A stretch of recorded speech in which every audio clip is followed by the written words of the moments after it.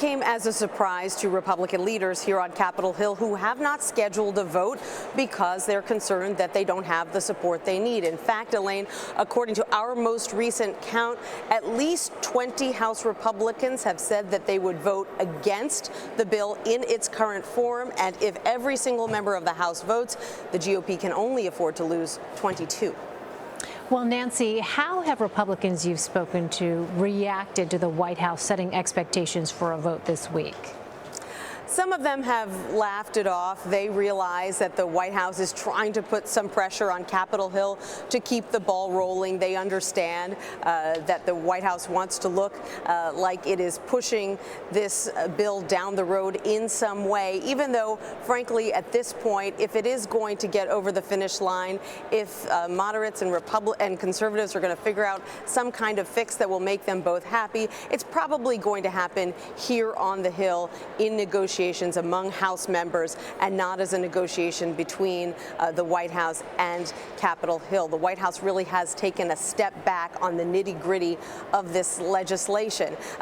However, more broadly, some of what they're hearing out of the White House, they feel, frankly, isn't that helpful. They feel that it creates expectations that they simply can't meet. When the White House says there's going to be a vote and it doesn't happen, it looks like somehow Republican leaders have messed up. When the president says pre-existing conditions are in there, everybody's guaranteed, and that's not exactly what the bill says, again, it creates an expectation that then has to be cleaned up and massaged by Republican leaders.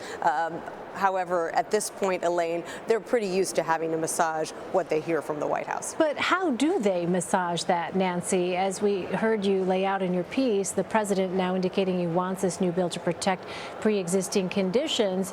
Isn't that a huge challenge for Republicans who are going to try to accommodate that or feel forced to perhaps accommodate that development? And at the same time, you've got to still balance those conservative and moderate interests.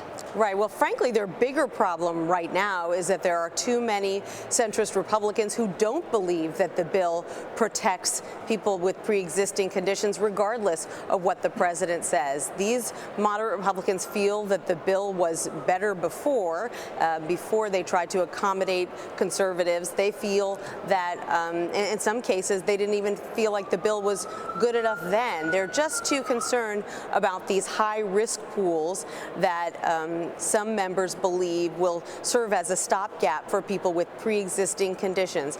This individual states, if they chose to remove some of these patient protections, would have to put in place high-risk pools that would essentially serve people with pre-existing conditions who get priced out of the market. However, high-risk pools are somewhat untested. They've worked well in some places, not well in others. They have not managed to bring costs down in a lot of places. And so there are a number of moderates who say, look, maybe it'll work, maybe it won't, but we just don't know, and we don't want to go out on a limb on something that is this untested. Well, Nancy, a moment ago you said the White House is taken a bit of a step back now when it comes to the nitty-gritty. Do we know at this point the level of involvement from the Trump administration, not just the president, but other members of the Trump administration? You know, I think that the president's ability to twist arms at this point is somewhat limited. It really is going to come down to Republican leaders talking one-on-one with these Republicans who are either no or on the fence and figuring out what it is they need to get over the finish line. Can they get 10 or 15 Republicans on board with small fixes that can be inserted into the bill? Or are these people who have big philosophical problems with the bill as it stands right now? That's going to be the key to whether you see a few tweaks to the bill and a vote on the floor later this week versus all of the House going home for a week-long recess without doing anything. All right, we'll be watching. We know you will be too. Nancy Cortez on Capitol Hill for us. Nancy, thank you. You're welcome.